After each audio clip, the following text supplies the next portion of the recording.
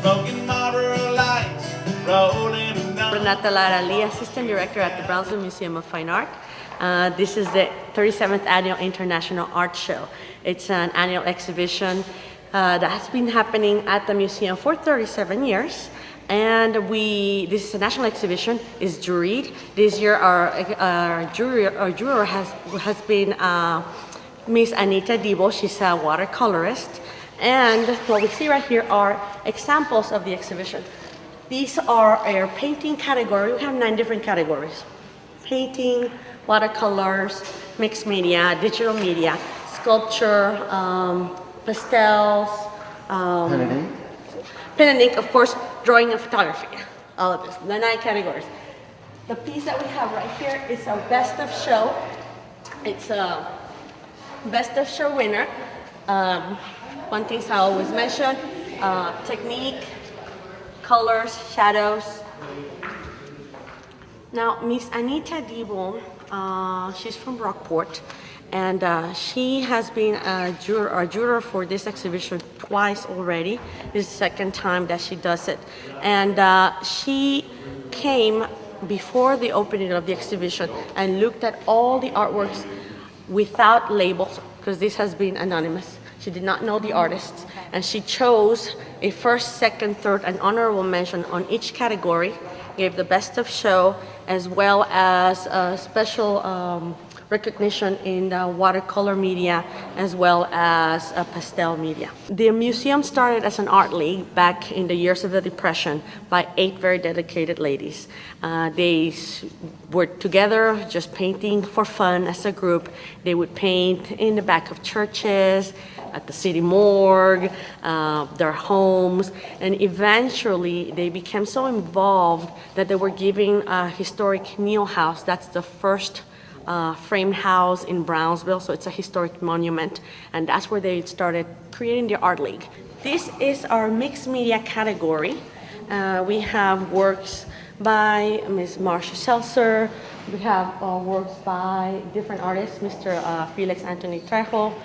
We also have special media that we don't usually see, but we have fabric art, as well as a combination of oils and waxes. We do have sculpture over in this way. We have our sculpture category. Now, this year we have participants from Mexico, United States, and Canada. This is our classroom and children's gallery, and here we offer classes for adults and children. Now, what we see around the walls are examples of our children's works. This is for our annual bird exhibition, and every year the museum has an open call for all students, not just from Brownsville, but from all the valley, Mexico, and wherever we can get them. And they give us their artwork. They submit digital images of their work. They go through a selection, and this year we received over 200 artworks from children. The category for this is birds. Everything that you see for the bird show has to be birds only, local. Don't throw away a half brick. Come up with a different design. And I think it looks. The building furthest back is the bakery. We'll take you inside and show you the ovens. These doors, this is where the carriage house. So they used to bring all the supplies in here. My name is Joe Gavito. I'm the Heritage Officer for the City of Brownsville, and I'm here to present you a little history of Brownsville, Texas, and South Texas as a whole. But here's the Charles Stillman. The last battle of the Civil War, the Confederates won. So, and also to give you a little tidbit on black history, the Union soldiers were black soldiers. And so you wouldn't think that this area has any black history, but if you do a little researching, all of a sudden that the black prominence is there, where the black soldiers came into town and molested one of the local women. It was all a rumor. But when they asked the troop who was responsible, no one spoke. So I believe the entire unit was dishonorably discharged. And it took Richard Nixon that many years to give him full pardon when they investigated that incident and found out that no one was to blame. Coronel José Escondón was a Spanish explorer that came to this area in the 1500s. He explored all of northern Mexico and part of Texas. So that's the beginning of exploration in this area. Robert E. Lee was here. He's writing letters at Christmas, during Christmas, talking about Brownsville and sending it home to his wife, telling him what kind of weather we have, what kind of, And so those letters are somewhere. They're very much part of Brownsville history.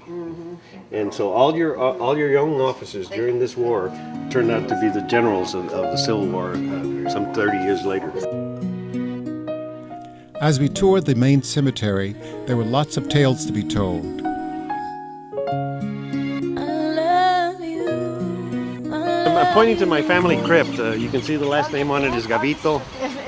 There are 17 family members that have been buried there. Back in the 60s, and mid-60s, I was the pallbearer for my aunt, Tia Consuelo, and she's sitting on top of the crypt.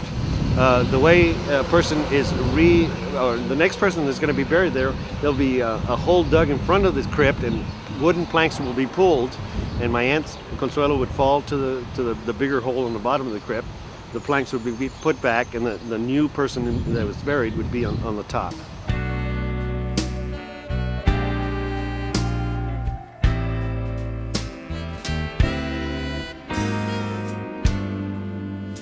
I bought a lottery ticket. Mr. Stillman was one of the pioneers of Brownsville, and his house has been converted into a museum to share its history. Oh, but it all was just a dream. But dreams do come true. Lord, my son is coming soon.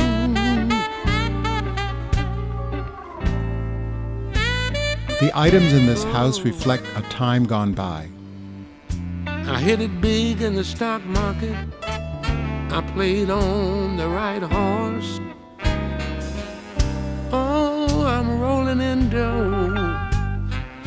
Dreams like these break your heart.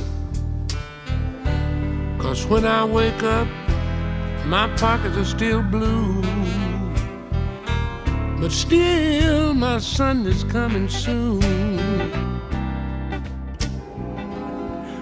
Wow, the dolphins pop up and down in the water. I just love it.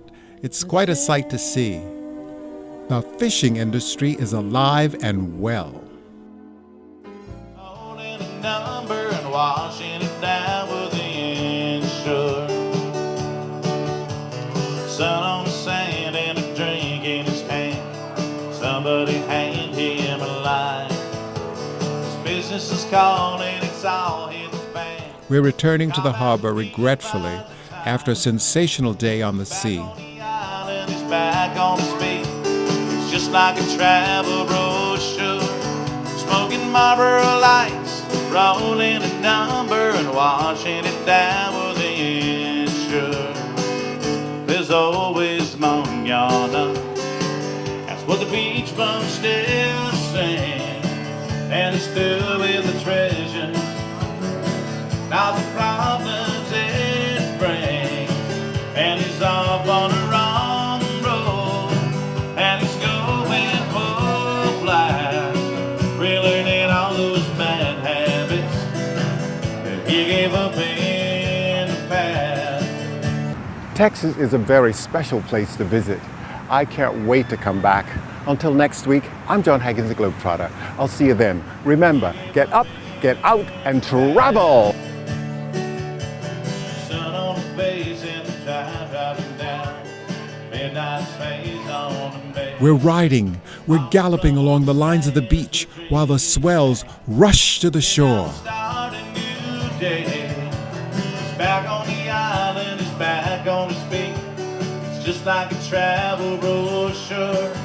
Smoking Marlboro lights, rolling a number and washing it down with the insurance. He's smoking Marlboro lights, rolling a number and washing it down with the insurance.